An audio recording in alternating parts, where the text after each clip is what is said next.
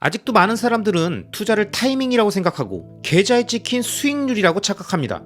하지만 여러분, 만약 저 얘기가 맞다면 계좌에 100만 원만 넣어놓고 좋은 타이밍에 매수해서 10배 올라서 1000만 원이 돼 있으면 문제 해결인가요? 아니죠. 1000만 원으론 경제적 자립도 어렵고 설령 익절한다고 해도 또 다른 투자를 찾고 유사한 성공을 지속적으로 이어가야 자산 규모를 늘릴 수 있을 테니까요. 결국 우리에게 가장 중요한 건 특정 자산의 진입 타이밍이 아니라 1000%라는 수익률이 아니라 장기적 우상향 구조의 자산을 찾고 그 자산의 발견 이후 맞출 수도 없는 타이밍을 재지 말고 그 방향성을 믿고 지속적으로 매집해서 계좌에 찍힌 수익률에 현혹되지 말고 의미 있는 큰 규모의 자산을 만드는 장기 투자를 진행하는 게 중요하다는 거죠. 매달 번 돈으로 계속 추매를 하면서 자신의 돈의 가치를 안전하게 유지하고 불려주는 그런 자산을 찾는데 최대한 많은 공부와 시간을 쏟는 게 쓸데없이 타이밍 매매하고 이것저것 돌아다니면서 추천 종목, 추천 물건, 추천 코인 듣고 있는 것보다 훨씬 더 지속 가능하고 심플한 투자 방식이라고 저는 2022년 유튜브를 처음 시작한 이후 지금까지도 끊임없이 반복해서 말씀드리고 있습니다. 아마 여러분이 보시는 유튜브 화면에는 끊임없이 불확실한 경기 상황과 흔들리는 경기 지표를 얘기하면서 전세계 경제 대공황이 오니, 대폭락이 오니, 비트코인 하락장이 시작됐느니, 테슬라 트럼프빨이 끝나서 폭락하느니 이런저런 자극적인 화면들로 가득 차 있을 겁니다. 그런데 여러분, 한번 생각해보세요. 조정 없이 계속 미국 주식과 비트코인이 올랐다면 이런 영상들이 나왔을까요? 아마 그랬다면 지금쯤 더 오른다고 아주 난리도 아니고 그냥 당장 안 사면 큰일 날 것처럼 펌핑하는 영상들로 가득 찼을 겁니다. 결국 언론은 일어난 현상을 설명하는 수단이고 더 나아가서 그 현상의 방향성을 더 극대화해서 사람들의 공포와 탐욕을 끊임없이 자극하는 수단일 뿐입니다. 이제 많이 올랐으니까 팔아라. 다음엔 이거다. 이제 이거 시즌이 온다. 지금 안 팔면 몇 년간 손해본다. 일단 챙겨놓고 밑에서 사라. 이런 식으로 흘러가는 패턴은 시대가 아무리 변해도 늘 똑같은 타이밍에 등장하고 사람들은 똑같이 반응하고 똑같이 나중에 후회합니다. 그럼 우리는 왜 그럴까요? 정답은 하나입니다. 자신이 하는 투자에 철학이 없어서, 원칙이 없어서 그런 겁니다. 제가 늘 말씀드리지만 최고의 트레이더는 리스크를 타이밍에 담아 매매로 덜어냅니다. 높은 변동성을 모두 매매의 기회로 활용합니다. 절대 그 자산의 가치를 믿지 않고 사랑에 빠지지 않으며 자신의 매매 원칙을 지킵니다. 그러니까 트레이딩 실패했다고 갑자기 장기 투자하겠다는 황당한 소리를 하지 않습니다. 이게 제가 아는 최고의 트레이더들의 원칙이자 철학입니다. 그리고 저는 이들의 철학을 리스펙합니다. 그게 그들이 시장에서 오랫동안 생존하는 방식이니까요. 하지만 그들은 트레이더지 투자자가 아닙니다. 자, 그럼 제가 생각하는 투자자, 그 중에서도 장기 투자자들의 원칙과 철학은 뭘까요? 저는 늘 이 얘기를 여러 영상에서 끊임없이 반복해서 설명드립니다. 최고의 장기 투자자는 리스크를 시간에 녹여 수익으로 치환합니다. 높은 변동성을 모두 추매의 기회로 활용합니다. 장기적 우상향 자산의 가치를 믿고 공부하며 깊게 사랑하고 자신의 장기 보유 원칙을 지킵니다. 그러니까 장기 투자 힘들다고 조만간 하락할 것 같다면서 갑자기 사팔사팔하겠다는 황당한 소리를 하지 않습니다. 이게 바로 제가 생각하는 장기 투자의 원칙이자 철학입니다. 가끔 본인이 트레이더인지 투자자인지 헷갈리시는 분들이 많은데요. 제가 위에 설명드린 내용들을 보고 무엇이 자신의 성향과 상황에 맞는지 정확하게 파악하시고 한번 정하셨다면 절대 그 원칙과 철학을 깨지 말고 끝까지 유지하시기 바랍니다. 투자의 세계에는 완벽한 전략은 없습니다. 그리고 정답도 없습니다. 하지만 제가 아는 확실한 정답은 열심히 공부하고 어렵게 고심해서 한번 정한 자신의 원칙과 철학을 끊임없이 바꾸는 사람은 절대 성공하지 못한다는 겁니다. 특히 트레이딩과 장기 투자 같은 시간의 개념을 완전 반대로 활용하는 전략을 왔다 갔다 하는 것은 한마디로 원칙과 철학이 없다는 반증이며 이러한 상태에서는 비트코인이든 테슬라든 그 무엇이 됐든 절대 투자에서 성공할 수 없기 때문에 이 투자 마인드셋을 계속 강조해서 드리는 겁니다. 특히 본업이 따로 있는 대부분의 직장인과 자영업자분들은 자신의 노동시간에도 계속 흘러가고 있는 시간을 투자의 리스크를 녹이는 도구로 쓰는 장기 투자야말로 본업과 함께 병행할 수 있는 최고의 투자 방식이라는 점을 틈날 때마다 계속 설명드리고 있는 거죠. 자, 그럼 본인이 직장인이나 자영업자고 장기 투자를 결심했다면 그 다음부터는 뭘 해야 할까요? 저는 늘 장기적 우상향 구조를 갖는 가슴 떨리는 자산을 발견하면 그 즉시 의미 있는 물량을 담습니다. 자신이 생각하는 그 자산의 가치에 부합한다는 생각이 들 정도로 의미 있는 물량을 발견 즉시 담는 거예요. 그리고 장기 투자를 시작합니다. 시작한다는 건 무슨 의미겠습니까? 바로 이때부터 지속적인 매집을 시작한다는 겁니다. 그 자산이 오르든 내리든 가격이나 타이밍에 상관없이 월 가처분 소득의 일부를 적립식으로 매수하는 걸 기본으로 하고, 가처분 소득이 좀 더 남거나 보너스나 성과급 같이 이벤트성 자금이 들어오면 그 자금들도 조금씩 모아놓든 그때그때 사든 지속적으로 매수에 활용합니다. 아마 이 영상을 보시는 대부분의 구독자님들도 장기 투자를 시작했던 초반엔 다들 잘하셨을 겁니다. 왜냐? 대부분 상승장에 시작했을 거고 계속 가격이 오르니까 모아가는 맛이 있잖아요. 그런데 오르던 가격이 마이너스 10%, 20%, 30% 조정을 보이면 그때부터 슬슬 걱정이 되고 더 좋은 타이밍에 매수할 수 있을 거라고 하면서 적립식 매수의 루틴을 깨기 시작합니다.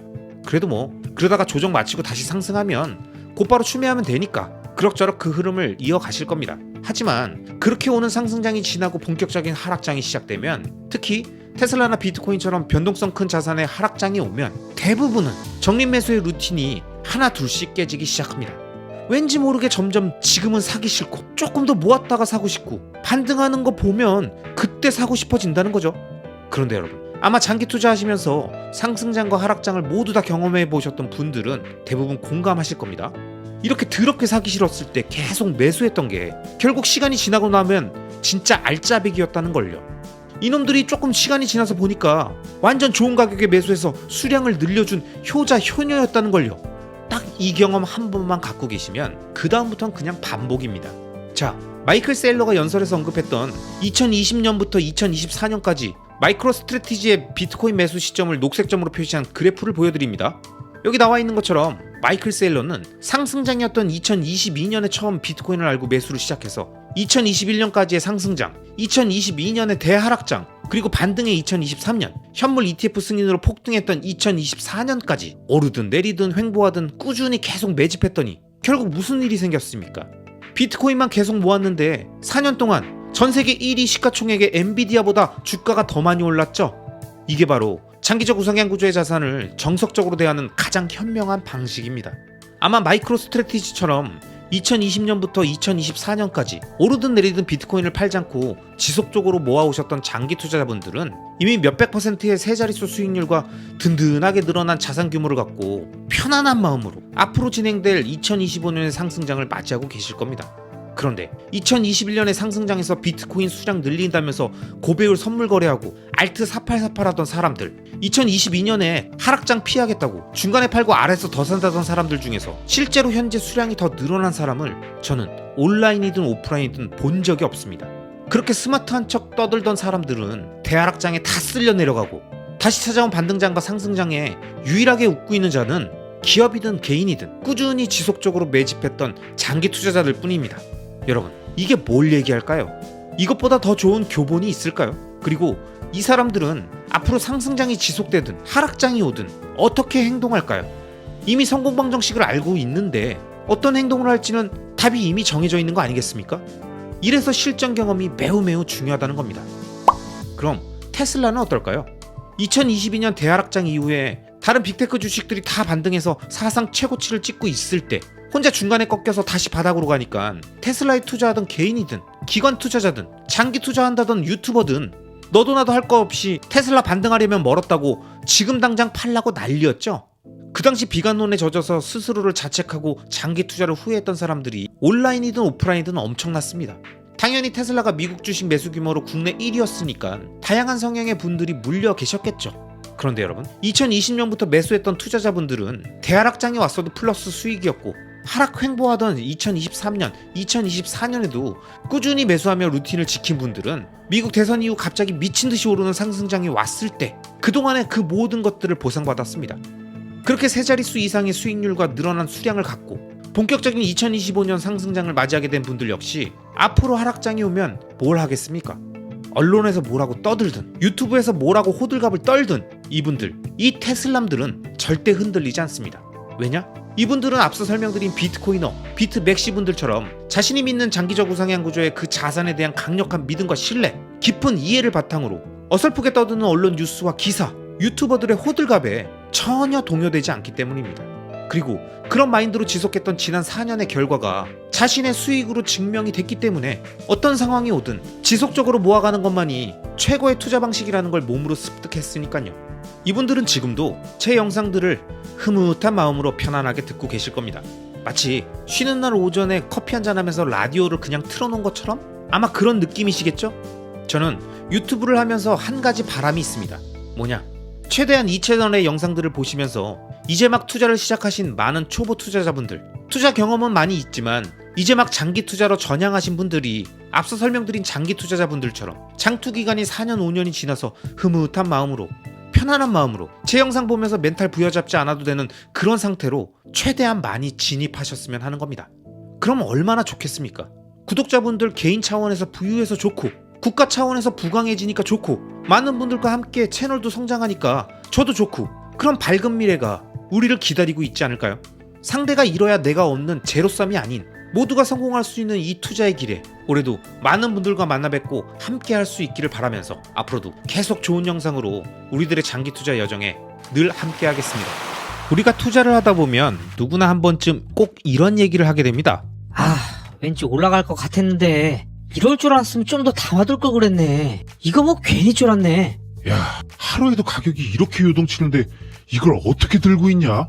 아니, 다 좋다 이거야. 근데 규모가 커지니까 하루에도 무슨 몇 천이 왔다 갔다 하는 걸 이걸 도대체 어떻게 들고 있냐고. 대부분 변동성 큰 금융자산을 모아가고 있을 때, 이제 막 그 자산을 조금씩 알아가고 있으면서 투자를 하고 있을 때 주로 이런 이야기들을 많이들 하시는데요. 이건 한마디로 갑바가 없어서 그런 겁니다.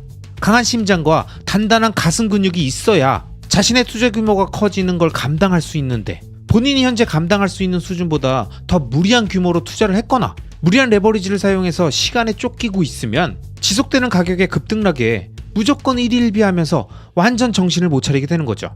자신이 감당할 수 없는 투자 규모, 감당할 수 없는 변동성, 감당할 수 없는 레버리지는 자신의 인내심을 떨어뜨리고 시간 선호를 급격히 높이면서 조급하고 불안하게 만드는 겁니다. 여러분, 그래서 제가 자주 드렸던 말씀이 한때 자신이 비트코인 몇 개, 테슬라 몇 주, 어떤 서울 아파트를 가지고 있었다 라고 말하는 건 아무 의미가 없다는 겁니다. 결국 준비가 안 된 사람은 인생의 어느 특정 순간에 아주 잠깐 위대한 자산을 많이 가지고 있었더라도 결국은 본인 그릇에 맞게 모두 다 날아가 버리고 그만큼만 남게 되니까요. 그런 왕년의 내가 말이야 식으로 이야기하는 건 아무 의미가 없다는 거죠. 그렇기 때문에 장기적 우상향 구조의 자산에 오랫동안 투자하면서 복리의 마법을 통해서 큰 규모의 자산을 만들어가고자 하는 우리 장기 투자자 분들이라면 위대한 자산을 오랫동안 보유하는 것이 단순히 리스크를 시간에 녹이기 위한 것뿐만이 아니라 오랜 기간에 걸쳐 급등락을 반복하는 자산이더라도 한 사이클이 지나가면서 남긴 안전마진이 차곡차곡 쌓여가면서 그 시간의 누적에 맞춰 그 자산을 보유할 수 있는 자신의 그릇, 즉 자신이 최대 보유 가능한 금액이 점점 증가하는 걸 경험하셨을 겁니다. 처음에 몇십만 원, 몇백만 원만 빠져도 어질어질하다가 어느 순간 몇천이 왔다 갔다 해도 무덤덤해지는 순간이 오고, 그러다 결국엔 몇 억이 오가는 변동성 앞에서도 전혀 동요하지 않고 평정심을 유지하는, 앞서 제가 말씀드렸던 강력한 심장과 갑바를 장착한 큰 그릇의 사람이 돼가는 거죠. 오늘은 이와 관련돼서 제가 좋아하는 머니코치인 보도 셰프의 책 멘탈의 연금술에 나온 부자의 그릇, 빈자의 그릇에 대한 내용을 여러분께 소개해드리고자 합니다. 그럼 이 챕터에 어떤 이야기들이 나오는지 지금 바로 함께 들어보시죠. 근본적으로 삶에는 두 가지 길이 있다. 그중 하나는 평탄한 길이다. 대부분의 사람들이 선택하는 이 길을 걸어가면 어디에도 도달하지 못한다. 넓고 평탄한 길은 사람들에게 이렇게 약속한다. 이 길은 무난해. 걷는데 별 문제가 없을 거야. 하지만 이는 뻔뻔스러운 거짓말이다. 문제가 없으면 사람들은 약해지기 때문이다. 작고 약한 사람들의 눈에는 실상은 사소한 문제더라도 아주 크게 보인다. 즉, 길은 무난하고 쉽지만 그 길을 걷는 사람은 점점 약해지고 만다. 그래서 평탄한 길임에도 사람들은 끊임없이 중도에 포기한다. 또 다른 하나는 성공으로 가는 좁은 험로다. 이 길을 선택하는 사람들은 많지 않다. 하지만 이 길의 약속은 솔직하다. 걱정들을 통제하는 법을 익히고 포기하지 않고 문제를 해결하면 너는 부자가 될 거야. 이 약속은 진실하다. 부자로 가는 길은 평탄하지 않다. 여러 가지 위험과 문제들이 도사리고 있고 처음부터 끝까지 이 길은 가파르다. 그래서 이 길을 선택하는 사람들은 소수이고, 그래서 이 세상에서는 소수만이 부자가 된다. 무난하고 평범한 길을 걷겠다는 것은 환상이다. 우리는 우상향하는 인간이 되거나 우하향하는 인간이 되거나 둘 중 하나다. 점점 부자가 되거나 점점 가난해지거나 둘 중 하나다. 이는 운명의 장난과도 같다. 평탄한 길을 걷는 사람은 문제를 피해가기 위해 무엇이든 한다. 그래서 그들은 계속 가난해지고 자주 불행해진다. 바로 이 같은 상태야말로 가장 심각한 문제다. 부자들은 자신의 문제를 다루는 법을 익힌 사람들이다. 피한다고 해결될 것이 아니라는 것을 잘 알기 때문에 정면 돌파를 시도하고, 이 시도를 성공시키기 위해 문제를 다른 시각으로 볼 줄 알고, 문제를 무력화시킬 줄도 알고, 문제를 긍정적 에너지로 활용할 줄 안다. 부자들은 이렇게 말한다. 기왕 하는 거 멋지게 해보자. 피할 수 없으면 즐길 수밖에. 내일 지구 종말이 와도 오늘 할 일은 오늘 하자. 부자들은 이를 계속 반복한다. 그리고 바로 이 때문에 그들의 그릇은 점점 커진다. 그릇이 커지는 사람에게 문제란 더 이상 부정적인 사건이 아니라 그저 평범한 사건이다. 누구나 쉽게 다룰 수 있는 사건, 음식을 먹거나 잠을 자거나 하는 것과 같은 일반적인 사건이다. 부자들은 자신의 문제를 제압한다.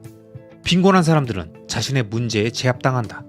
각 개인이 지닌 그릇의 크기를 1에서 10으로 나눌 때, 만약 누군가의 그릇의 크기가 2라고 가정해보자. 그 사람에게 4에 해당되는 문제가 발생한다면 그 문제는 그가 지닌 그릇의 크기의 2배가 된다. 그런데 그 사람이 성장을 거듭해 그릇의 크기가 8이 된다면 상황은 아주 달라진다. 그에게 4에 해당되는 문제가 발생할 경우 그가 지닌 그릇의 크기가 문제보다 2배나 더 크다. 따라서 그에게는 더 이상 아무 문제가 없다는 의미다. 문제란 사람들이 해결할 수 없는 것들을 가리키기 때문이다. 다시 말해 문제란 당사자의 그릇이 크지 않아 해결할 수 없는 것들을 가리킨다. 만일 어떤 문제가 자신을 억누른다고 느껴지면 다음과 같은 사실을 분명히 인식해야 한다. 문제가 너무 큰 것이 아니라 나의 그릇이 너무 작은 것이다. 따라서 내가 성장을 거듭해 문제를 충분히 소화해낼 만큼 큰 그릇의 사람이 되어야 한다. 어떻게 하면 자신의 문제를 충분히 소화해낼 만큼의 그릇이 큰 사람이 될 수 있는가? 답은 간단하다. 자신에게 주어진 문제를 매개로 성장하는 것이다. 이 같은 관점에서 볼 때 문제는 발전을 위한 조력자가 되어준다. 문제를 매개로 발전하기 위해서는 문제에 지나치게 집중하지 말고 해법에 집중하는 것이다. 무엇보다 지속 가능한 해법에 집중하는 것이 중요하다. 지금 당면한 문제가 향후 당신의 삶 속에 등장하지 않도록 당신이 무엇을 할 수 있는지 숙고해 보아야 한다. 당신이 원하는 변화는 언제나 문제 해결에서 출발한다. 특히 좌절감에 빠진 경우 사람들은 대부분 문제에만 천착하는 경향이 있다. 하지만 성공하는 사람들은 아주 잠시 동안 좌절해 있을 뿐 이내 곧 좌절감을 행복으로 바꿀 수 있는 해법 찾기에 전력을 집중한다. 성공하는 사람들, 멘탈 연금술사들은 말한다. 적극적인 행동이 인생을 바꾸는 유일한 답이다.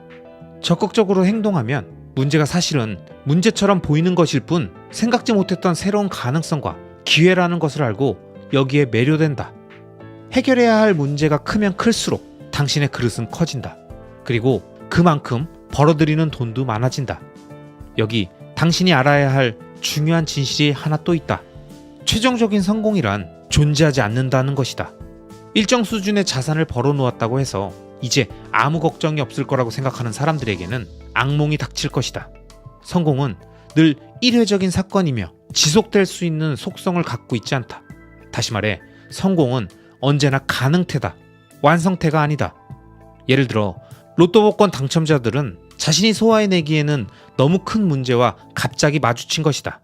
복권 당첨은 행운이라기보단 해결해야 할 문제다.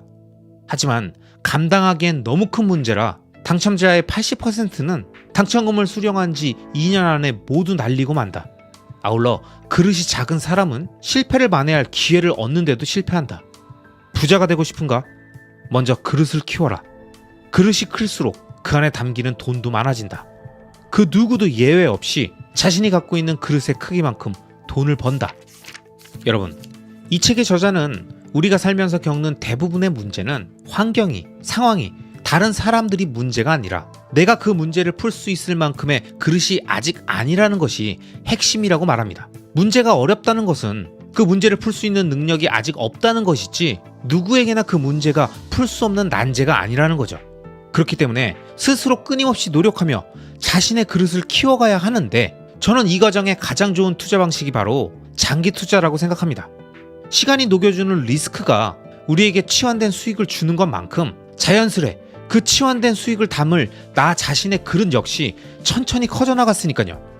나도 모르게 긴 시간의 흐름 속에 자연스럽게 커져버린 자신의 그릇이 더 큰 규모의 자산을 담을 공간을 만들어주고 또 시간이 리스크를 녹여주면서 수익이 그 공간에 담기고 그런 그릇이 또 커지고 이렇게 이 완벽한 선순환 구조를 이용해서 구독자 여러분들 모두가 큰 규모의 자산을 만들고 경제적 자립과 시공간의 자유를 얻을 수 있길 바라며 앞으로도 계속 우리들의 투자 마인드셋에 도움되는 영상들을 만들어 가겠습니다. 아시겠죠? 생각보다 많은 사람들은 투자를 진행하는 과정에 일명 생각의 또랑, 생각의 벙커에 빠지곤 합니다. 분명히 호기롭게 장기 투자를 결심하고 장기적 우상향 구조의 자산을 찾고 오랫동안 보유하고 모아가며 큰 규모의 자산을 만들겠다고 했는데 그렇게 말하면서 투자를 시작했던 시점이 대부분은 그 자산이 어느 정도 오르며 언론에 계속 등장하는 시점이었을 테니까 오르는 가격에 반응해서 장기 투자를 시작할 때부터 자신은 당연히 오래 투자할 거지만 조만간 나올 호재들이 많으니까 단기적으로도 가격이 좋을 거라는 생각, 어쩌면 조만간 많이 오를지도 모른다는 생각이 머릿속 어딘가에 박혀있다 보니까 사자마자 바로 오르고 쭉쭉 날아갈 거라는 큰 기대를 하게 되는 거죠. 하지만 자신이 장기 투자를 시작한 그 자산이 갑자기 전혀 다른 방향으로 움직이거나 왜 그러는지는 모르겠는데 계속 횡보하고 지지부진한 모습을 보이면 이런 말을 하시게 되는 거죠. 아니, 왜 내리지? 왜 안 가냐고. 당연히 이땐 가는 거 아니었어? 진짜 이해가 안 가네. 아, 진짜 미치겠네. 이때다 싶어서 대출 좀 많이 받아가지고 투자했는데 여기서 더 빠지면 안 되는데? 그치. 원래는 계속 적리식 매수하는 게 맞긴 한데 근데 분위기가 좀 쎄해가지고 그냥 지켜보려고. 이렇게 장기 투자를 다짐하고 진행하는 그 과정의 순간순간마다 자신의 단기적인 가격 전망과 판단이 만드는 행동 하나하나가 결국 장기 투자의 큰 흐름을 방해하는 거죠. 물론 저는 다 이해합니다.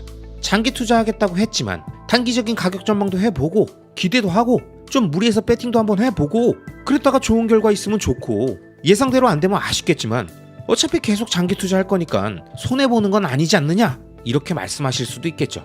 그런데 여러분, 우리가 다이어트 할 때, 운동할 때 식단 관리하면서 루틴 유지하고 규칙적으로 오랫동안 운동하면서 자신의 몸을 건강하게 만든다고 하더니 루틴 잡힐만 하니까 폭식하고 잡힐만 하니까 갑자기 운동 몇 달 쉬고 이런 식으로 가면 평생 운동하고 있다는 말은 하겠지만 제대로 된 루틴을 갖고 쭉 한 게 아니라 그냥 기간만 늘리고 있는 거겠죠. 그러니까 물어볼 때마다 다이어트하고 있다고는 하는데 계속 몸이 불어나는 느낌이고 운동하고 있다고는 하는데 전혀 몸이 건강해진다는 느낌이 안 드는 거죠. 이건 공부도 똑같고 일하는 것도 똑같고 투자도 다 똑같습니다. 여러분, 장기 투자의 핵심이 뭡니까? 그냥 오랫동안 투자하는 건가요? 아니죠. 투자를 오랫동안 하고 있다는 것 그 자체가 중요한 게 아니라 어떻게 오랫동안 투자했는가, 이게 훨씬 중요하잖아요. 투자 20년 차면 뭐하고 30년 차면 뭐합니까? 리스크를 시간에 녹이겠다면서 장기 투자 10년, 20년 하겠다고 다짐하고 굳은 의지를 다졌으면 자신의 변심에 의해서 중간에 자산을 팔게 되는 유혹을 이겨야 되고 그 자산을 오랫동안 보유할 수 있는 환경을 만들어주고 계속 관리해야 하는데 장기 투자의 과정 중간중간에 계속 단기적 타이밍 예측하면서 짤짤이 한다는 마음으로 배팅하고 부분 익절하고 밑에서 사서 수량 늘린다면서 사팔사팔 하다 보면 표면적으로는 장기 투자를 하고 있는 것처럼 보이지만 정작 변동성이 큰 자산, 큰 규모의 자산을 오랫동안 보유하고 늘려가기엔 너무 불안한 요소들을 많이 안고 있는 거죠.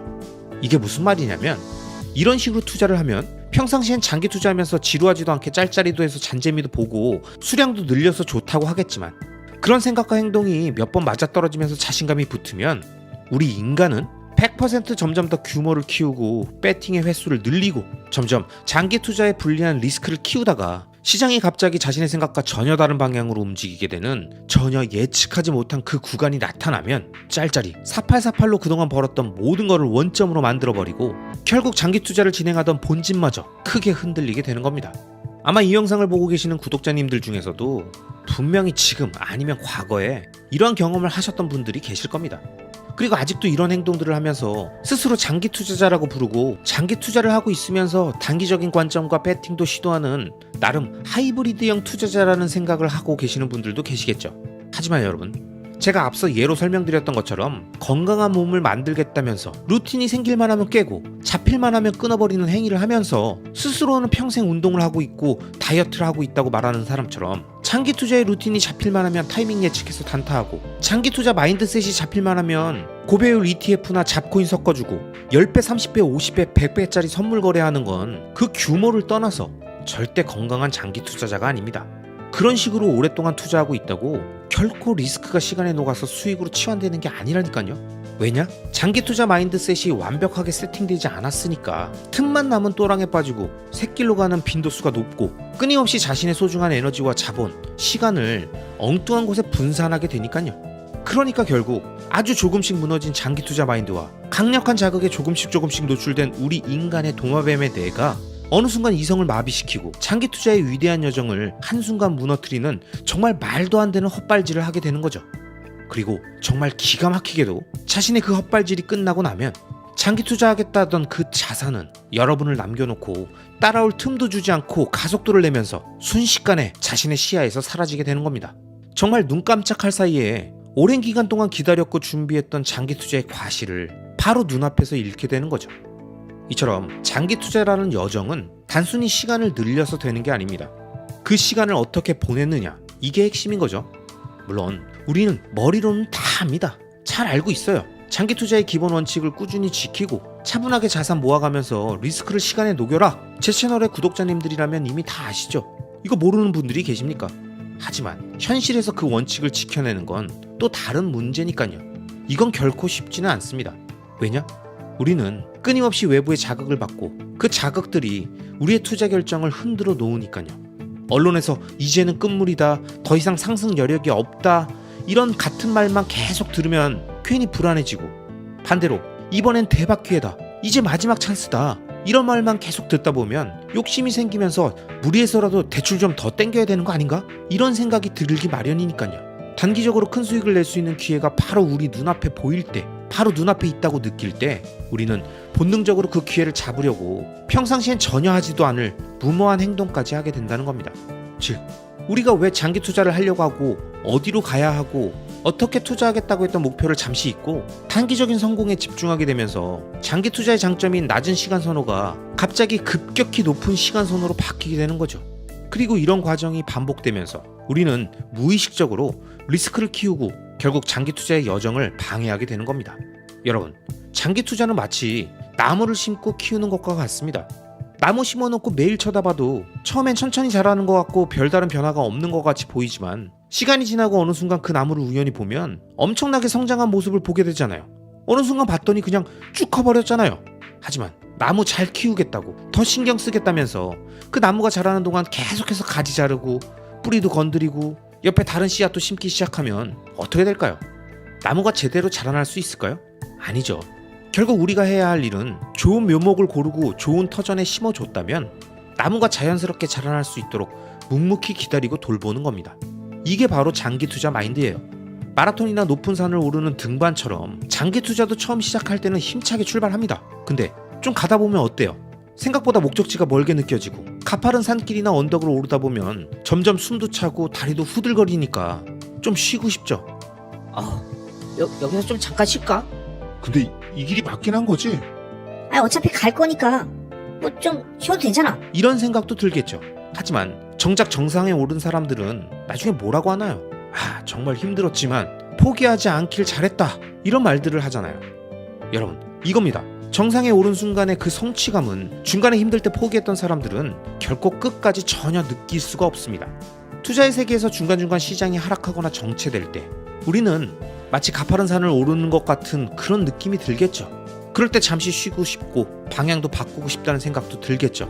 그런데 여러분, 그 순간이 바로 장기 투자의 가장 중요한 시점입니다. 그 순간을 견디고 계속 나아가야만 정상에 도착할 수 있는 겁니다. 대항해 시대의 신항로를 개척하겠다고 세계 일주를 해보겠다면서 바다로 뛰어드는 거, 그거 누가 못합니까? 가슴이 뜨거워지고 옆에서 계속 펌핑 들어오면 조금 망설이다가 바로 호기롭게 뛰어듭니다. 그리고 배가 출항하는 맑은 날씨에 평온한 바다 위를 항해하는 건 누구나 다 할 수 있죠. 하지만 폭풍이 치고 파도가 거세질 때 그때야말로 진정한 항해 실력이 드러나는 거잖아요. 이런 거친 바다 위에서 한 방향으로 쭉 나아가려면 중심을 잡고 배가 흔들리더라도 방향을 잃지 않는 것이 가장 중요한 것처럼 투자도 똑같습니다. 자산이 상승하는 시기, 바다가 평온한 시기에는 누구나 자신이 투자를 잘한다고 느끼겠죠. 스스로 투자 천재고 기가 막힌 인사이트를 갖고 있는 것 같은 그런 느낌이 들겠죠. 하지만 진짜 실력은 시장이 요동칠 때 나옵니다. 파도가 거세지고 선체가 정신없이 흔들릴 때 그때 중심을 잡고 원칙을 지켜야만 투자라는 긴 항해에서 신대륙이라는 목적지에 도착할 수 있는 거죠. 여러분, 제가 이번 영상에서 장기 투자를 위한 우리들의 마인드를 다양한 상황들의 비유를 통해 설명드렸는데요. 어떻게 장기 투자 괜찮으시겠어요? 장기 투자 괜찮으시겠습니까? 하실 수 있으시겠어요? 리스크를 시간에 녹여 수익으로 치환하실 수 있으시겠습니까? 아니면 그냥 사팔사팔하고 그때그때 차익 챙기고 적절히 트레이딩하면서 리스크를 타이밍에 담아서 매매로 덜어내시겠습니까? 만약 적어도 2030년까지 그리고 그 이상 긴 기간 동안 장기적 우상향 구조의 자산들에 장기 투자를 진행하면서 긴 시간 동안 나무를 키우고 높은 산을 오르고 마라톤을 완주하며 거친 파도를 헤치면서 신대륙을 발견하는 마인드로 쭉 이어가실 생각이라면 그 길고 힘들고 지루한 여정을 좀 더 즐겁고 평온하고 금세 지나간 것처럼 느낄 수 있게 저도 우리들의 장기 투자 여정에 도움되는 영상들을 계속 만들면서 여러분들과 함께 할 테니까요.